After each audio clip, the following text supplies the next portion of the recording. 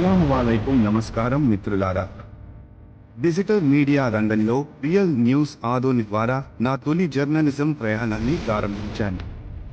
కేవలం 2 వారాల వ్యవధిలోనే నా పనితీరును గుర్తించి నాపై విశ్వాసం ఉంచి విహాన్ మన టైమ్స్ తెలుగు దినపత్రిక వారు నన్ను ఆదోని డివిజన్ రిపోర్టర్గా నియమించడం నాకు ఎంతో ఆనందాన్ని, గౌరవాన్ని కలిగించింది.